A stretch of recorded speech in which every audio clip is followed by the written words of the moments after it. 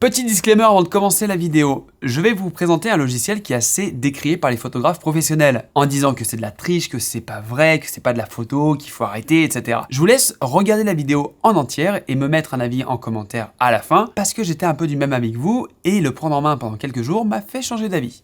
Bref, je vous laisse avec la vidéo. Bien le bonjour la ruche, j'espère que vous allez bien, je suis très content de vous retrouver dans cette nouvelle vidéo où on va parler un petit peu retouche photo. Et il faut savoir que ça fait 2 ans depuis ma vidéo sur les fils Instagram que je veux développer une série où je retouche des photos. Alors là, c'est assez exceptionnel puisque 1, je vais prendre des anciennes photos et 2, je vais tester un tout nouveau logiciel qui n'est pas encore sorti. Il s'agit de Skyloom Luminar AI. Alors autant vous dire que ça promet. Allez, c'est parti.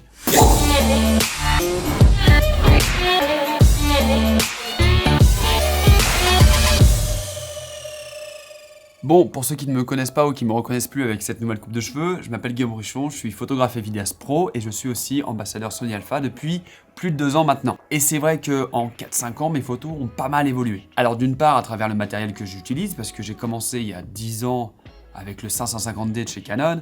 Après, je suis passé avec le RX100 Mark IV parce que je voulais plus m'orienter sur la vidéo. Je suis retourné à la photo avec la 6500. Entre temps, j'ai testé le GH5.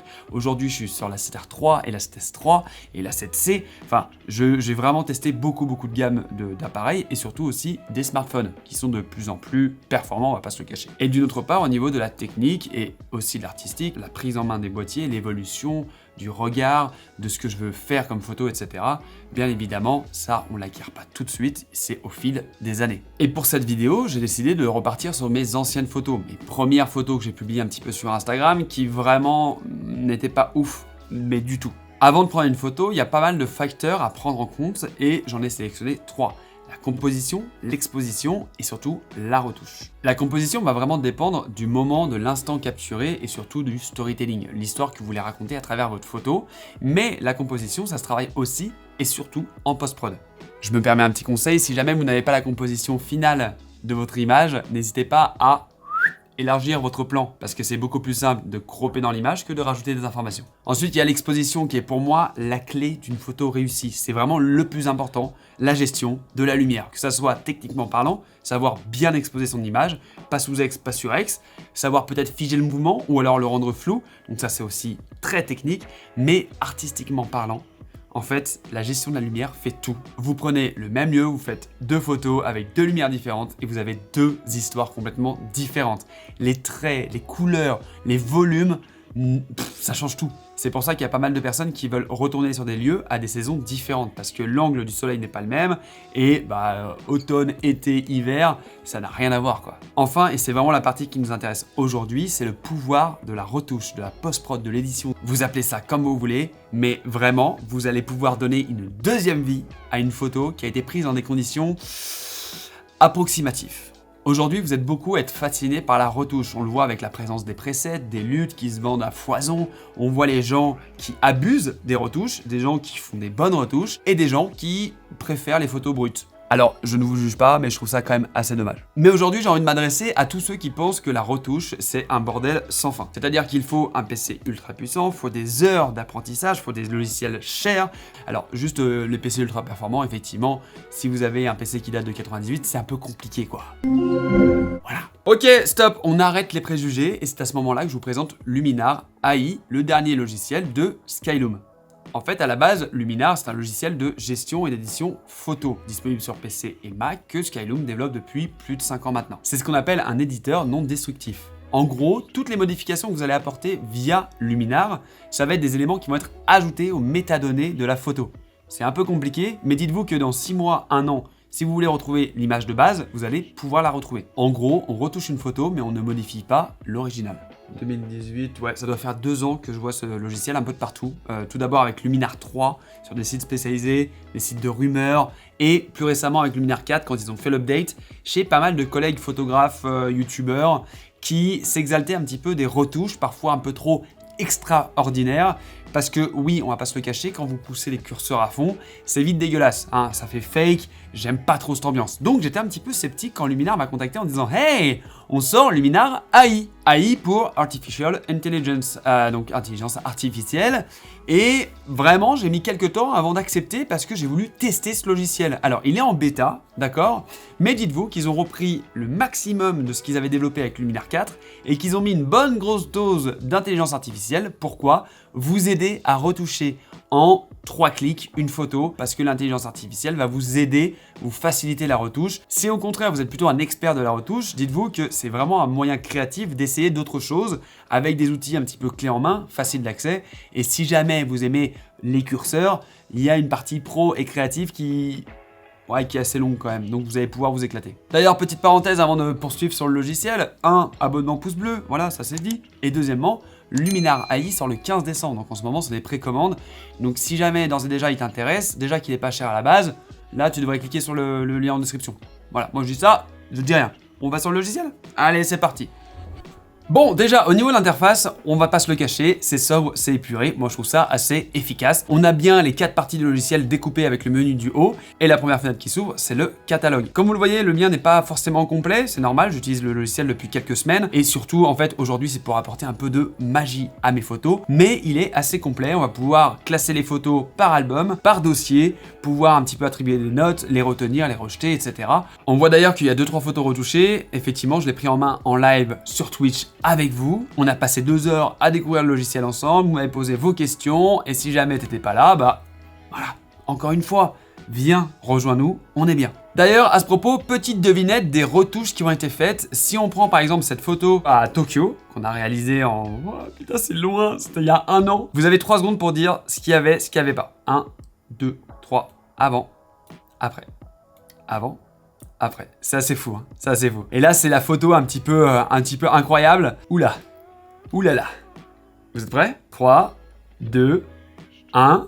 Avant, après. Avant, après. Ce qui est dingue, c'est pas juste le ciel, etc. C'est par exemple l'exposition de mon corps, la lumière au fond. Enfin bref, on y reviendra, mais moi je trouve ça dingue d'avoir pu faire ça en quelques clics sur Luminar. Enfin bref, restez jusqu'à la fin parce que je vais vous montrer comment j'ai fait. Le deuxième onglet, c'est une particularité de Luminar AI. En fait, ce sont des modèles, aussi appelés templates, qui permettent en un clic d'apporter un look, des réglages précis sur votre photo. Ce qui est intéressant, encore une fois, avec l'intelligence artificielle, c'est que là, dans cette partie, vous avez filmatique, blockbuster ou paysage simple. On verra que si on sélectionne, par exemple, cette photo, ça change monochrome, expérimental, essentiel, portrait léger. En fait, l'intelligence artificielle va détecter un petit peu ce qui se trouve sur votre photo et vous proposer 3 styles différents pour éditer encore plus rapidement votre photo. On va partir sur la photo d'Islande qui a déjà été retouchée, mais juste pour vous montrer, on va aller sur filmatique et on va taper sur Comfort Mode. On a un résultat en 2 secondes, assez intéressant avec un petit grain, etc. En un clic. Option intéressante sur Luminar, c'est que vous allez pouvoir appliquer un degré de fade, d'application en fait de votre effet sur la photo. Du coup, vous allez pouvoir renforcer ou au contraire baisser l'effet. Et là, pour ceux qui me disent mais mec, t'as perdu ta retouche, etc. Eh ben non, puisque la deuxième partie de cette fenêtre, c'est ma collection. Et en fait, vous allez pouvoir pré-enregistrer les effets, les retouches que vous aimez avec l'ajout de ciel, avec tout ce qui caractérise Luminar AI. Et en un clic, vous retrouvez votre photo.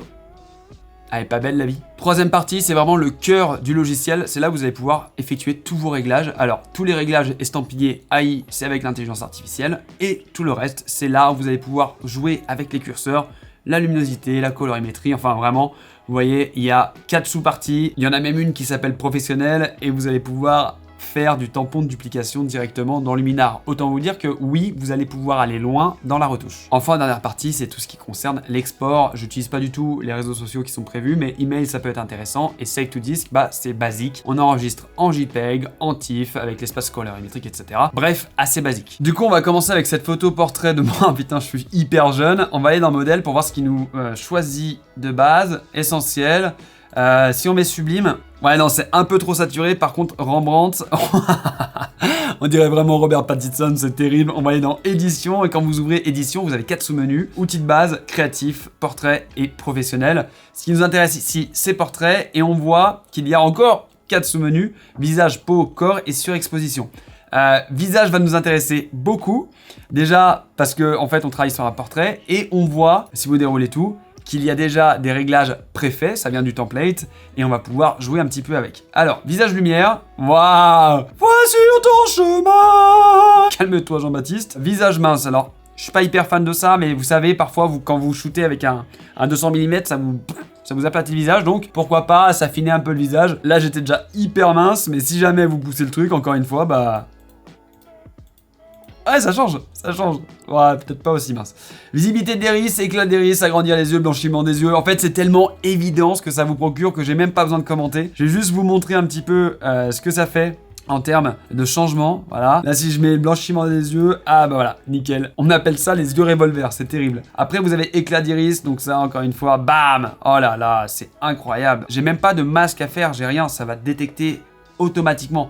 Encore une fois, ça ne sert à rien de dire « Ouah, ça fait fake, c'est trop retouché ». Oui, c'est trop retouché parce que je le veux. Mais je vous mets juste un petit avant après.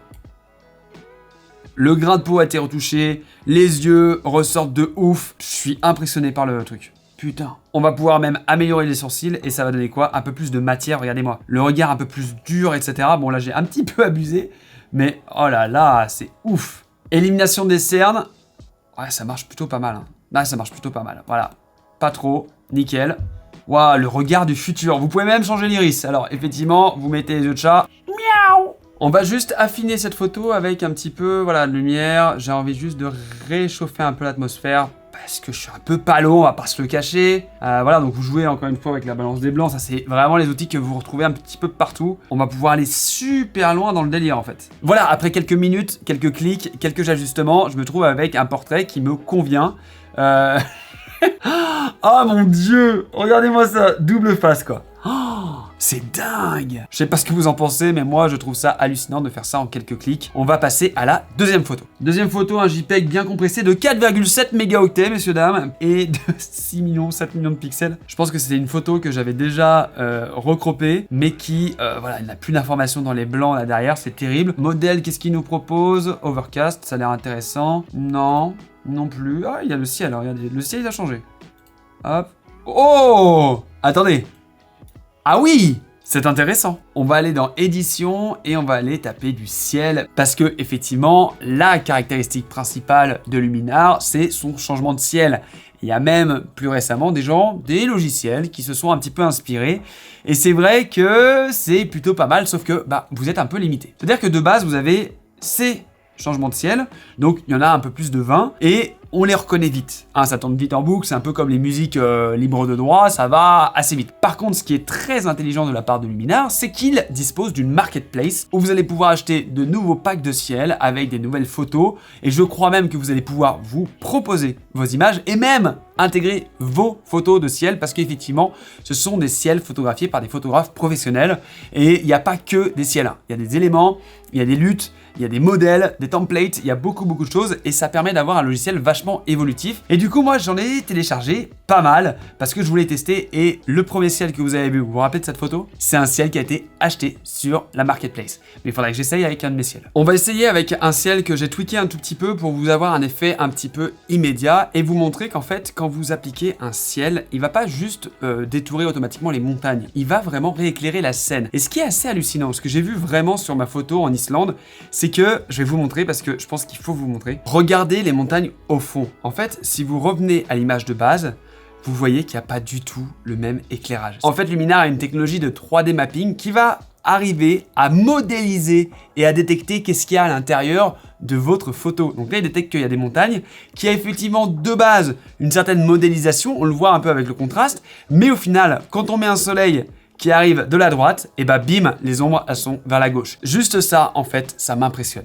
Si on enlève uniquement le ciel, on voit aussi que la carcasse de l'avion en prend un grade, ma silhouette aussi. Regardez ça, c'est hallucinant. Petit bonus sur le changement de ciel et le rééclairage de la scène. Si on prend cette photo, déjà vous n'imaginez même pas l'original, c'est juste insane, on verra ça après. Mais que vous appliquez un autre template, c'est pas juste énorme. Qu'on aime ou qu'on n'aime pas, qu'on trouve ça fake ou non, je suis désolé, c'est ouf, c'est ouf. Et encore, voici l'original. Si ça, c'est pas redonner une seconde vie à ces photos, je sais pas ce que c'est. Pour terminer sur cette photo, j'ai envie de vous montrer une dernière option qui s'appelle ciel augmenté. Ça va vous permettre de tout simplement mettre des éléments dans le ciel. Alors effectivement, il y a des éléments qui font très fake, mais qui peuvent très bien aller avec un style de photo comme des planètes ou d'autres éléments un petit peu farfelus. Mais par exemple, si je fais le clic et que ça ajoute directement un nuage, vous fermez les yeux, vous regardez, vous faites pas gaffe. Et bah oui, parce qu'en fait, encore une fois, l'intelligence artificielle est là. C'est pas juste on colle un nuage, on peut gérer la netteté, le perfectionnement du masque, mais aussi, si je prends l'objet et que je déplace cela de l'autre côté, vous allez voir qu'il y a une ombre. Il y a une ombre sur la montagne. Encore une fois, c'est un outil à utiliser avec parcimonie, mais qui peut vraiment rendre votre composition bien plus intéressante. Ok, on passe à la photo retouchée avec l'iPhone. Qu'est-ce que... Ah, j'étais pas prêt les gars. Regardez ce qu'il y a comme modèle prédéfini influenceur. Noir et blanc plutôt efficace. Oh, c'est pas mal ça. Je pense que je vais partir sur le Cozy Dean. En un clic. Rien besoin de faire. Il y a un truc que je voulais vous montrer quand même, c'est l'option corps. Alors, vous allez pouvoir, en augmentant le curseur... Ouais, bon, il faut pas en abuser du tout, hein. N'oubliez pas que vous êtes tous beaux, voilà. C'est juste que si jamais vous avez une position qui vous met pas forcément en valeur, effectivement, ça peut être intéressant. Voilà, on passe vite, ça marche très bien, mais encore une fois, faut pas en abuser. Avant-dernière photo, là, je vais vous montrer quelque chose qui m'a un petit peu scotché, c'est l'atmosphère. En fait, si jamais vous activez le Layered Fog, donc c'est vraiment le brouillard, vous savez, qui est à plat, ça vous crée tout de suite une ambiance, une atmosphère. Ça marche exactement pareil que le remplacement de ciel, c'est-à-dire que c'est pas juste un détourage, on applique un calque et puis basta. Ça va vraiment mapper en 3D votre image et appliquer suivant la profondeur, les éléments présents, etc. Et on le voit, si on active, là j'ai mis la profondeur à 100, mais si, voilà, vous voyez, il y a vraiment une vraie profondeur. Il y en a une que j'aime beaucoup, c'est la Haze. Ça marche plutôt pas mal. Alors, ça marchait encore mieux, on va pas se le cacher, sur celle-ci. Là, on dirait qu'on est perdu, qu'il fait froid, etc. Si on l'enlève, voilà. Ça n'a rien à voir. Encore une fois, c'est une intelligence artificielle. Donc, ça va mieux fonctionner sur certaines photos que sur d'autres. Mais clairement, quand ça fonctionne, bah, moi, je trouve que c'est une dinguerie. J'avais pas fait de template, les gars. Je suis choqué. Théma ? C'est dingue! Comme il a récupéré les informations de la ville. Oh, c'est trop beau. On va essayer de mettre une voie lactée, mais je vous promets rien. Bim, effectivement, faut le retravailler, mais déjà, ça marche globalement bien. Mais par contre, si jamais je fais rééclairage de la scène, ça devient orange. Si je le fais pas du tout, ça reste bleu. C'est-à-dire qu'en fait, il va prendre les couleurs du ciel et il va essayer de les refléter sur le sol. Et c'est encore plus impressionnant si, par exemple, je vous mets une aurore boréale. Pourquoi pas? Voilà. Ça marche plutôt pas mal, hein. Il y a juste un petit problème d'étoile là-haut où je sais pas si la photo a fini de charger, mais en tout cas, c'est un peu chargé. Mais si jamais je mets rééclairage de la scène, regardez ce qui se passe. Tout devient vert. Tout ce qui est en dessous des aurores boréales devient vert. Je crois que je préfère encore la voie lactée. Voilà, c'est mieux. Attends, petit avant-après. Ah ouais, ok. Alors, si on enlève le ciel, honnêtement, même comme ça passe. Et c'était un seul clic. On attaque la dernière photo et comme au début, on va regarder la photo finale que vous connaissez déjà de base, mais peut-être que vous vous souvenez plus trop. Et vous allez me dire en 3 secondes ce que j'ai changé. 1, 2, 3. Eh bien apparemment, on peut rien vous cacher. Effectivement, j'ai mis un petit aigle. J'ai remplacé le ciel, ce qui change déjà beaucoup de choses, l'atmosphère rose, etc. Et j'ai ajouté un template. Donc c'est vrai qu'en quelques clics, on récupère toute l'information déjà de la montagne. On rajoute un petit ciel rosé et de la brume pour cacher un peu les montagnes. Et l'oiseau du ciel augmenté qui vient un petit peu équilibrer la composition. Encore une fois, si vous n'étiez pas au courant que c'était un oiseau rajouté en post-prod, eh ben, je trouve que ça passe. Il faudrait que je passe un peu plus de temps pour l'intégration, mais c'est plutôt pas mal fait. Il y a 2 outils dont je vous ai pas encore parlé qui fait partie de Luminar AI, c'est Enhance et Structure. L'embellisseur se compose de l'accent et l'embellisseur de ciel. Donc l'accent, c'est vraiment aller faire péter les hautes lumières et les couleurs, histoire de vraiment rendre votre photo éclatante, encore une fois avec parcimonie. Et l'embellisseur du ciel va rattraper un peu les informations et c'est plutôt intéressant. Maintenant, le côté structure, ça renforce le contraste, les textures, et si on en met trop, là ça peut vite venir très très moche. Mais on aurait pu, imaginer, ajouter un masque sur toute la toile de tente pour qu'il aille chercher que les informations de la montagne. Bon bah je crois que niveau fonctionnalité on est pas mal, on a fait le tour des nouveautés de Luminar AI.